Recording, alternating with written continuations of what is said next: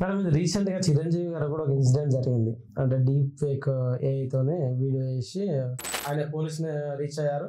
Reach అయితే cyber crime file చేశారు. కోర్టుని కూడా అప్రోచ్ అయ్యారు.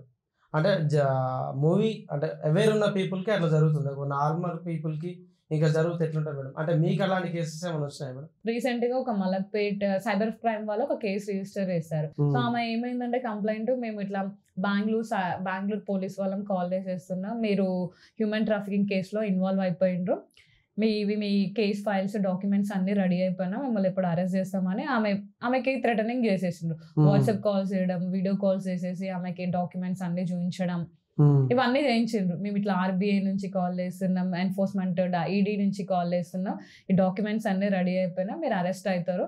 సో మీరు అరెస్ట్ కాకుండా మీ ఇన్ఫర్మేషన్ మేము ఆ కేసు నుంచి మిమ్మల్ని తప్పించాలంటే మేము అడిగిన అమౌంట్ ఇవ్వాలి మీరు అని చెప్పేసి, మనం అంత టెన్షన్లో ఉండి వీళ్ళు నిజమైన పోలీసులా కాదా అని వెరిఫై చేయలేము. ఇంకా ఆమె డిజిటల్ అరెస్ట్ అంటే ఆమె వేరే వాళ్ళు అడిగే టైం కూడా ఇవ్వరు, కంటిన్యూస్ కాల్స్. సో ఆమె దానికి ఏజ్డ్ కదా, రిటైర్డ్ అయిపోయిన పర్సన్ కదా, ఇక మెంటల్లీ స్ట్రెస్గా ఎక్కువ ఫీల్ అయిపోయి ఆల్రెడీ అమౌంట్ ట్రాన్స్ఫర్ చేసింది, 6,60,000 వరకు ట్రాన్స్ఫర్ చేసింది. ఇంకా చేస్తూనే ఉంటారు, ఇంకా హరాస్, టెక్స్ట్ మెసేజ్, కాల్స్ ఇంకా చేసేసి ఇంకా డబ్బులు డిమాండ్ చేసి ఆమె తట్టుకోలేక టెన్షన్ ఎక్కువైపోయి కార్డియాక్ అరెస్ట్ అయిపోయి చనిపోయింది. ఆమె ఒక మనిషి ప్రాణం. ఈవెన్ ఆమె చనిపోయాక కూడా ఇంకా కంటిన్యూస్గా కాల్స్ చేస్తూ ఇంకా మెసేజ్ చేస్తున్నారు. ఇక వాళ్ళ బాబు కంప్లైంట్ ఇచ్చేస్తే ట్రేస్ చేస్తారు అన్నట్టు. ఆ ఇద్దరు పర్సన్స్ ట్రేస్ చేస్తే వారు గుజరాత్ లో ఉంటారు. ఆల్రెడీ ఇక్కడ ఒక కేసు చేసిండ్రు ఇదే టైప్, నెక్స్ట్ గుజరాత్ లో కూడా సేమ్ టైప్ ఆఫ్ అఫెన్స్ చేసిండ్రు. సో దీని నుండి నేర్చుకోవాల్సింది ఏంటంటే, పోలీస్ వాళ్ళు ఎప్పుడూ ఆన్లైన్ లో కాల్స్ చేయరు, చేసిన వాళ్ళు డబ్బులు అసలు డిమాండ్ చేయరు. ఏమన్నా ఉంటే డైరెక్ట్ మీరు పోలీస్ స్టేషన్ కి రండి, పోలీస్ స్టేషన్ లోనే మాట్లాడుకుందాం అని చెప్పేసేస్తారు.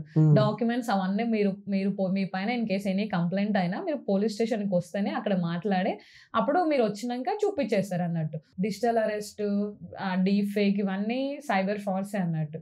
సో దీనికి అంతా మొత్తానికి ఎవరు కాల్ చేసినా మనం రెస్పాన్స్ కావద్దు, మన పర్సనల్ ఇన్ఫర్మేషన్ షేర్ చేయొద్దు. ఇన్ కేసు మీకు అట్లా వచ్చినా ఇమీడియట్ గా నియర్ బై పోలీస్ స్టేషన్ కి వెళ్ళండి.